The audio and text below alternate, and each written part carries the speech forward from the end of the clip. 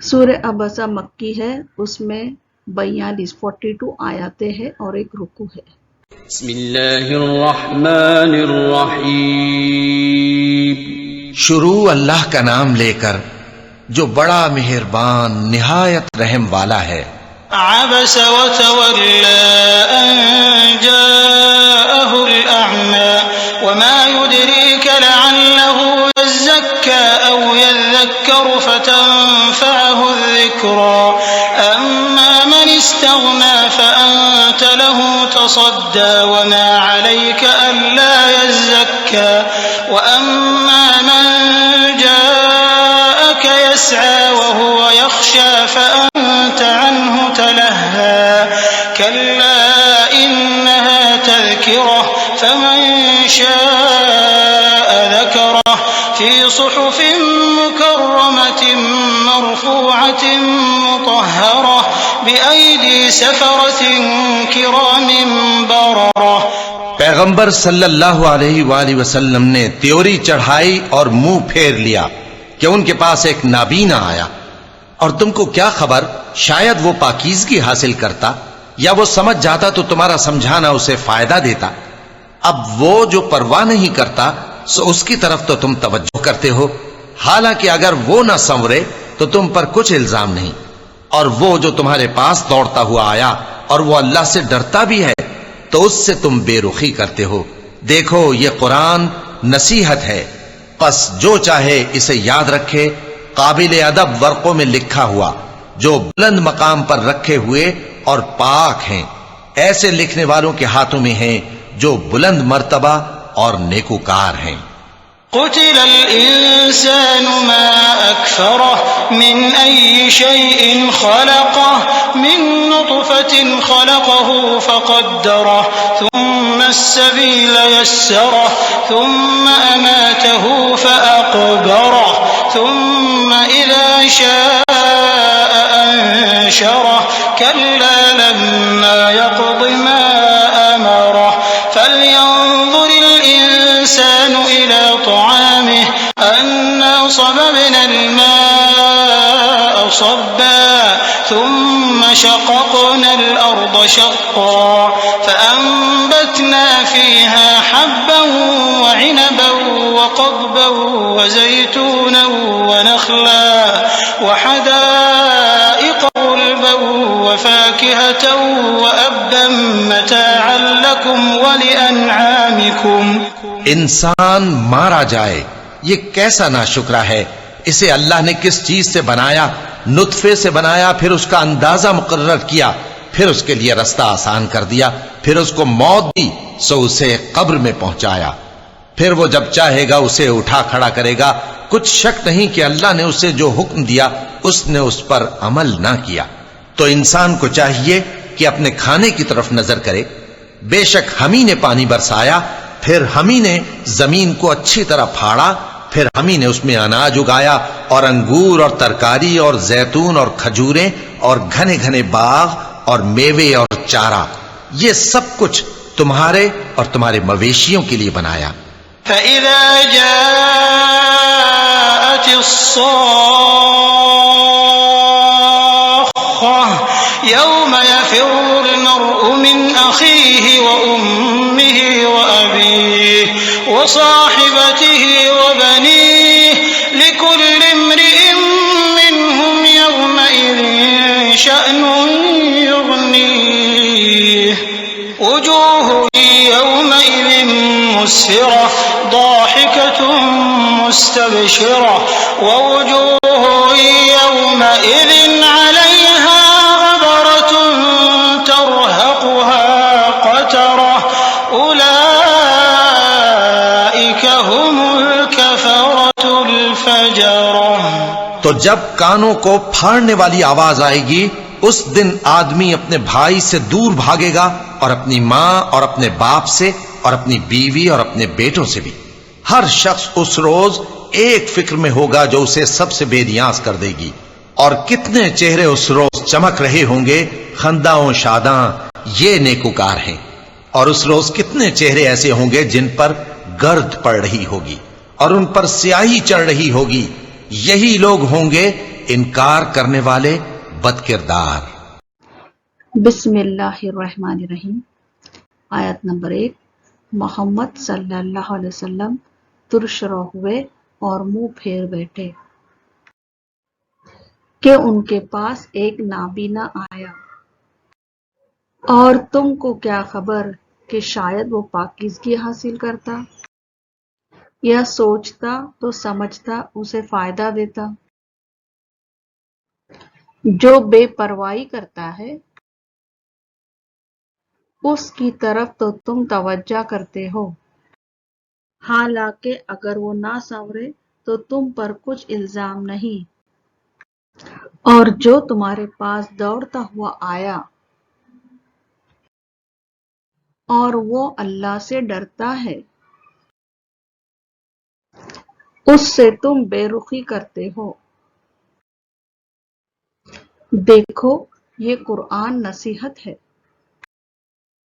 بس جو چاہے اسے یاد رکھے۔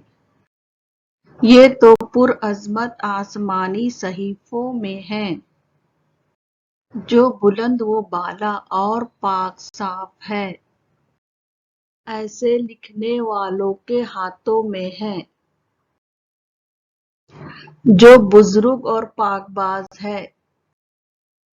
اللہ کی مار انسان پر کیسا ناشکرا ہے۔ اسے اللہ نے کس چیز سے پیدا کیا؟ اسے ایک نطفے سے، پھر اندازے پر رکھا اس کو، پھر اس کے لیے راستہ آسان کیا، پھر اسے موت دی اور پھر قبر میں دفن کیا، پھر جب چاہے گا اسے زندہ کر دے گا۔ ہرگز نہیں، اس نے اب تک اللہ کے حکم کی بجاوری نہیں کی۔ انسان کو چاہیے کہ اپنے کھانے کو دیکھے کہ ہم نے خوب پانی برسایا، پھر پھاڑا زمین کو اچھی طرح، پھر اس میں سے اناج اگائے اور انگور اور ترکاری اور زیتون اور کھجور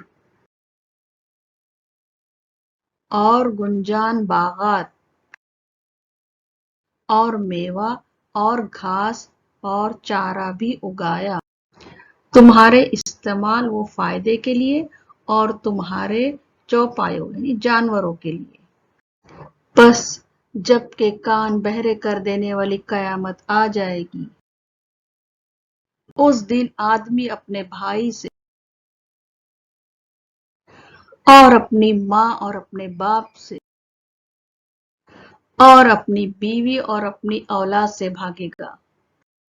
ان میں سے ہر ایک کو اس دن ایسی فکر ہوگی جو اس کے لیے کافی ہوگی۔ اس دن بہت سے چہرے روشن ہوں گے جو ہنستے ہوئے اور حشاش بشاش ہوں گے، اور بہت سے چہرے اس دن غبار آلودہ ہوں گے جن پر سیاہی چڑھی ہوئی ہوگی۔ وہ یہی کافر بدکار لوگ ہوں گے۔ ابسا مکی ہے، اس میں 42 آیاتیں اور ایک رکوع ہے۔ 1 سے 10 نمبر کی آیاتوں میں ایک واقعے کا ذکر ہے جو محمد صلی اللہ علیہ وسلم کو مکے میں پیش آیا تھا۔ آیت نمبر 11 سے تو 16 تک قرآن پاک کی عظمت کا ذکر ہے۔ آیت نمبر 17 سے 32 تک انسان کا ذکر ہے کہ اللہ نے اس کو پیدا کیا اور اس کے لیے نعمتیں پیدا کی۔ آیت نمبر 33 تا 42 تک قیامت کا ذکر اور انسان کو ملنے والی جزا اور سزا کا تذکرہ موجود ہے۔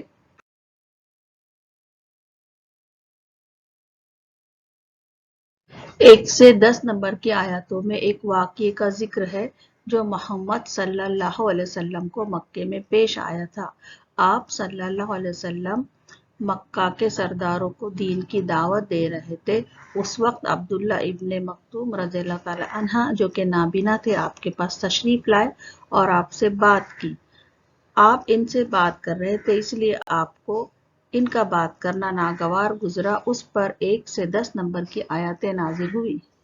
کہ آپ صلی اللہ علیہ وسلم ترش ہوئے اور منہ پھیر لیا کہ ان کے پاس ایک نابینا شخص آیا، اور تم کو کیا خبر کہ وہ پاکیزگی حاصل کرتا یا سوچتا تو سمجھا نہ اسے فائدہ دیتا، جو پرواہ نہیں کرتا اس کی طرف تو تم توجہ کرتے ہو، حالانکہ اگر وہ نہ سنورے تو تم پر کچھ الزام نہیں، اور جو تمہارے پاس دوڑا ہوا آیا اور اللہ سے ڈرتا ہے اس سے تم بے رخی کرتے ہو۔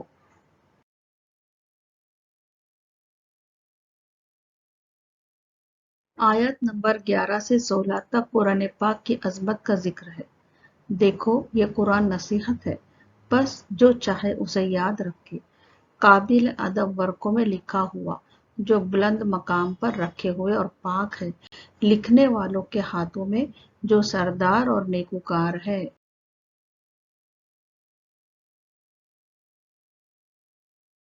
آیت نمبر 17 سے 32 تک انسان کا ذکر ہے کہ اللہ نے اس کو پیدا کیا اور اس کے لیے نعمتیں پیدا کی۔ اللہ تعالیٰ فرماتے ہیں انسان ہلاک ہو جائے کیسا ناشکرا ہے، اسے اللہ نے کس چیز سے بنایا، نطفے سے بنایا، پھر اس کا اندازہ مقرر کیا، پھر اس کے لیے راستہ آسان کر دیا، پھر اس کو موت دی، پھر قبر میں دفن کر دیا، پھر جب چاہے گا اسے اٹھا کر کھڑا کر دے گا۔ کچھ شک نہیں کہ اللہ نے اسے جو حکم دیا اس نے اس پر عمل نہ کیا، تو انسان کو چاہیے کہ اپنے کھانے کی طرف دیکھے، بے شک ہم نے اس کے لیے پانی برسایا، پھر ہم نے ہی زمین کو چیرا پھاڑا، پھر ہم نے ہی اس میں سے اناج اگایا اور انگور اور ترکاری اور زیتون اور کھجورے اور گھنے گھنے باغ اور میوے اور چارہ پیدا کیا، یہ سب کچھ تمہارے اور تمہارے جانوروں کے لیے بنایا۔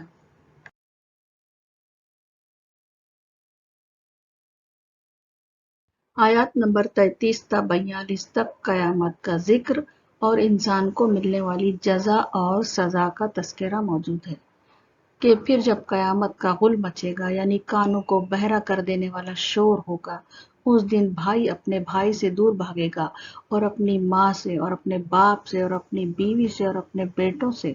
اس دن اس کی خاص حالت ہوگی جو اس کو اپنے علاوہ سب سے بے پرواہ کر دے گی، یعنی اپنے علاوہ کسی کے بارے میں کچھ نہیں سوچے گا۔ کچھ چہرے اس دن روشن ہوں گے ہنستے ہوئے شادماں سے، کچھ چہرے اس دن غبار آلودہ پریشان ہوں گے، چہروں پر سیاہی چڑھ رہی ہوں گی، یہی لوگ بدکار کفار ہے۔